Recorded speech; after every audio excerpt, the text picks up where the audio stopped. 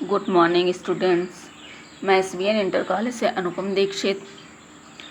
मैं आज कक्षा 7 के बच्चों को पाठ 6 संस्कृत पढ़ाने जा रही हूँ, जिस पाठ का नाम है ईद महोत्सव। देखिए, हम सभी के त्यौहार अलग अलग होते हैं। कुछ हिंदुओं के त्यौहार होते हैं और कुछ मुस्लिमों के त्यौहार होते हैं। तो हमारे भारतवर्ष में सभी त्योहारों को बड़े उल्लास के साथ मनाया जाता है। इस त्यौहार का नाम है ईद महोत्सव। देखिए चैप्टर, अद्य ईद महोत्सव अस्ति। आज ईद, अद्य माने आज, ईद महोत्सव अस्ति, ईद का त्यौहार है। ह्यः चंद्र दर्शनम अभवत। ह्यः माने कल, जो बीता हुआ कल है उसको ह्यः बोलते हैं। और कभी आने वाले कल के लिए बोलेंगे तो बोलेंगे श्वः। तो इसमें क्या दिया है? ह्यः चंद्र दर्शनम अभवत, कल चंद्रमा के दर्शन हुए थे। अस्माकं 30 दिनात्मकं व्रतं सुखेन समाप्तिम अगच्छत। अस्माकं माने हमारा, 30 दिनात्मकम, 30 माने 3, 30 दिनों का व्रत सुखेन समाप्तिम अगच्छत, सुखपूर्वक समाप्त हो गया। यानी 30 दिनों का, मुस्लिम धर्म में 30 दिनों का व्रत रखा जाता है रमज़ान के महीने में। और 30 दिनों का व्रत जब समाप्त होता है तो जब चंद्रमा दिखाई दे जाता है तो उसके अगले दिन ही ईद मनाई जाती है। 30 दिनों के बाद जब चंद्रमा दिखता है तो उसी के अगले दिन ईद मनाई जाती है। अगर 30 दिन में नहीं दिखता, 31वें दिन दिखता है तो 31वें दिन ईद मनाई जाती है। ग्रहे ग्रहे इदानीं सर्वे व्रतिनः परमेश्वरस्य कृपया प्रसन्नाः। इस समय सभी व्रतधारी, व्रतिनः माने व्रतधारी, इस समय सभी व्रतधारी परमेश्वरस्य कृपया, ईश्वर की कृपा से प्रसन्न हैं।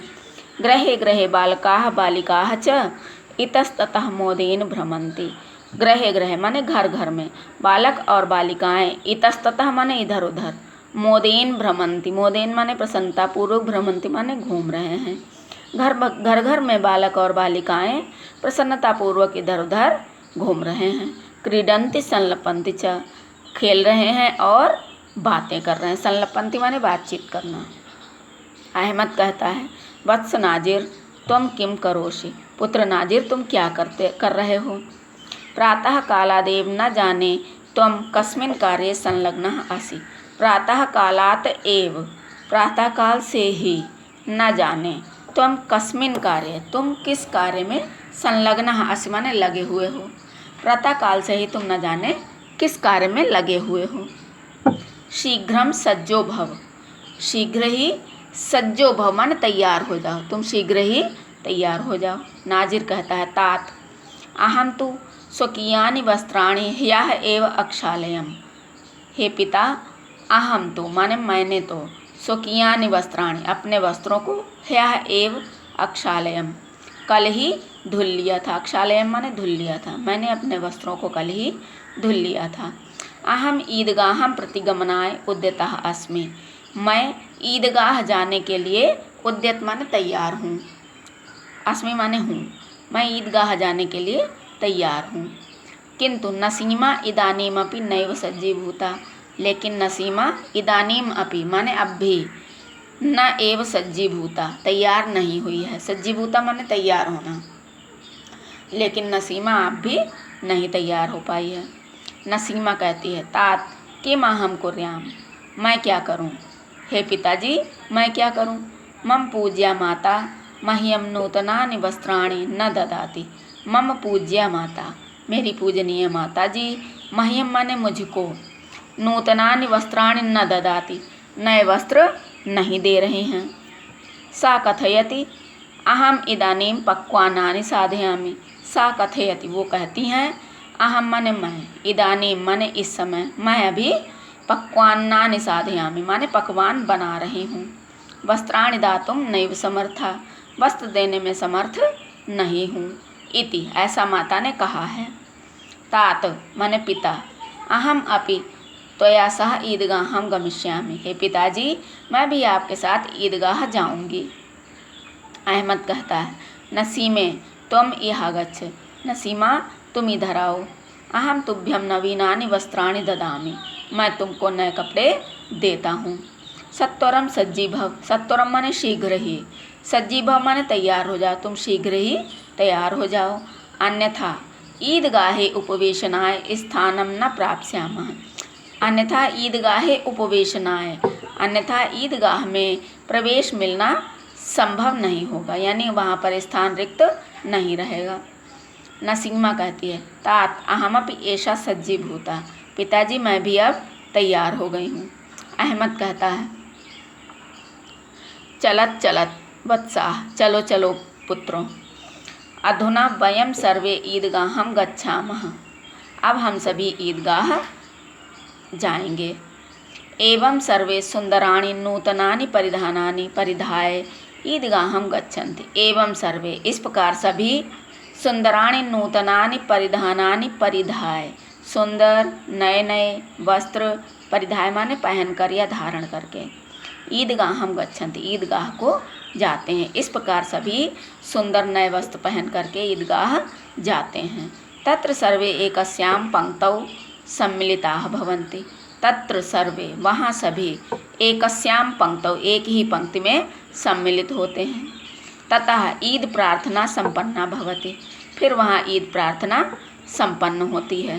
प्रार्थना अनंतरम सर्वे परस्परम आलिंगन्ति, प्रार्थना के बाद, प्रार्थना अनंतरम, अनंतरम माने बाद होता है, प्रार्थना के बाद सभी आपस में आलिंगन्ति माने एक दूसरे के गले मिलते हैं। बालकाः बालिकाः च तत्र क्रीडनकानि अन्यानि च वस्तूनि क्रीणन्ति, बालकाः बालिकाः च, बालक और बालिकाएं, तत्र माने वहाँ, क्रीडनकानि माने खिलौने, अन्यानि च वस्तूनि और अन्य वस्तुएं, क्रीणन्ति माने खरीदती हैं, वहाँ बालक और बालिकाएं अपने खिलौने और अन्य वस्तुएं भी खरीदते हैं। ईदगाह के बाहर मेला जैसा लगता है ईद पर, इसलिए वहाँ पर जो छोटे छोटे बच्चे जाते हैं वो सब अपने मतलब की चीज़ें यानी खिलौने आदि वहाँ पर खरीदते हैं। सर्वे स्नेहेन संलपन्तः स्वगृहान् गच्छन्ति, सर्वे माने सभी, स्नेहेन संलपन्तः प्रेम पूर्वक बातचीत करते हुए अपने अपने घरों को जाते हैं। गृहागतानि मित्राणि मिष्ठान्नैः सत्कुर्वन्ति, और घर आए हुए मित्रों का मिठाइयों से स्वागत करते हैं। जो मेहमान घर पर आते हैं उनको सेवइयाँ और मिठाई ईद में खिलाई जाती हैं। अब देखिए चैप्टर आपका यहाँ पर समाप्त होता है। इस चैप्टर के बाद आपके आते हैं शब्दार्थ। शब्दार्थ में सबसे पहले है ह्यः, ह्यः माने कल, बीता हुआ कल को ह्यः बोलते हैं। 63 दिनात्मकम माने 30 दिनों का। व्रतिनः माने व्रत, व्रत करने वाले। इतस्ततः माने इधर उधर। मोदेन माने प्रसन्नता से। संलपन्ति माने आपस में बातचीत करते हैं। सज्जो भव माने तैयार हो जाओ। अक्षालयम माने धोया। तात माने पिता। साधयामि माने सिद्ध कर रही हूँ या बना रही हूँ। सत्वरम माने शीघ्र। उपवेशनाय माने बैठने के लिए।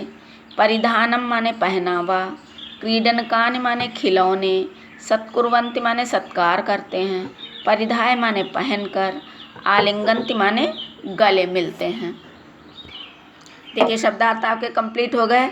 उसके बाद अभ्यास कार्य में क्या आता है, उच्चारणम कुरुत, यानी इनका उच्चारण करना है।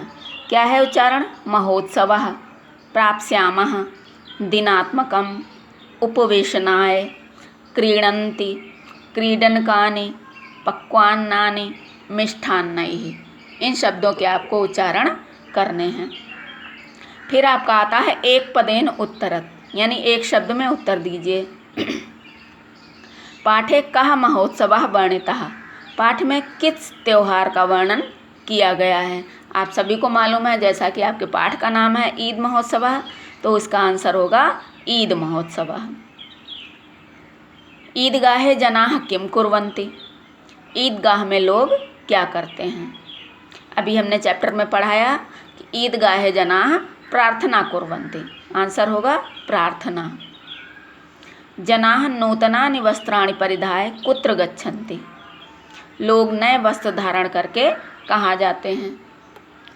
ईदगाहे, यानी लोग नए वस्त्र धारण करके ईदगाह जाते हैं, आंसर होगा ईदगाहे। फिर है जनाः गृहागतानि मित्राणि कैः सत्कुर्वन्ति। लोग घर आए हुए मेहमानों का आदर सत्कार किस प्रकार करते हैं, काहे से करते हैं।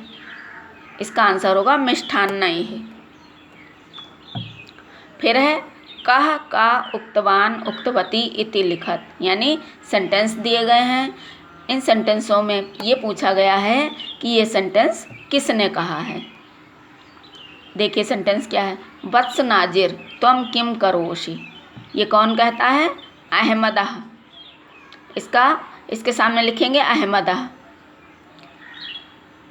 दूसरा सेंटेंस, अहम ईदगाहम प्रति गमनाय उद्यतः अस्मि, मैं ईदगाह जाने के लिए तैयार हूँ। ये नाजिर कहता है, नाजिरह। फिर है अहम तुभ्यम नवीनानि वस्त्राणि ददामि, मैं तुमको नए वस्त्र देता हूँ। ये कौन कहता है, नाजिरह। नाजिर कहता है अहम तुभ्यम नवीनानि वस्त्राणि ददामि, मैं तुमको नए वस्त्र देता हूँ। ये नाजिर कहता है, नाजिरह। तात अहमपि एषा सज्जीभूता, पिता मैं भी अब तैयार हूँ। ये नसीमा कहती है। ये आंसर में लिखा जाएगा नसीमा। इसके बाद आता है मंजूषातः चतुर्थी विभक्ति युक्त शब्दैः स्वकल्पनां कृत्वा वाक्यानि रचयत, यानी चतुर्थी विभक्ति से युक्त शब्द दिए गए हैं यहाँ पर, उनसे आपको अपने आप वाक्यों की रचना करनी है। देखिए क्या आते हैं वाक्य। पहला शब्द है मह्यम। मह्यम से हमने क्या बनाया है, मह्यम मिष्ठान्नम रोचते। मह्यम माने मुझको, मिष्ठान्नम माने मिठाई, रोचते माने अच्छी लगती है, मुझे मिठाई अच्छी लगती है। फिर दूसरा शब्द है तुभ्यम। तुभ्यम वस्त्राणि ददामि। तुभ्यम माने तुमको, वस्त्राणि माने वस्त्रम, ददामि माने वस्त्र देती हूँ या देता हूँ। तीसरा शब्द है बालकाय। बालकाय अन्नम देहि, बालक के लिए अन्न दो। बालकाय अन्नम देहि। फिर है रहमानाय। क्या बनेगा सेंटेंस इसका, रहमानाय सूत्रिका रोचते, रहमान को सेवई अच्छी लगती। सूत्रिका माने सेवई होता है। फिर है अनुजाय। अनुजाय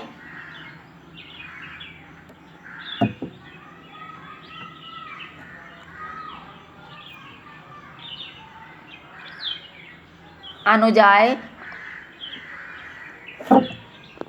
उपूपः अतीव रोचते। अनुजाय उपूपः अतीव रोचते।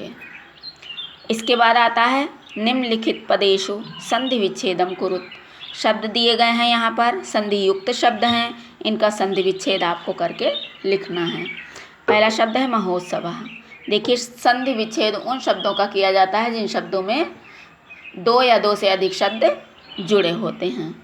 उन शब्दों को अलग करके लिखने की क्रिया ही संधि विच्छेद कहलाती है।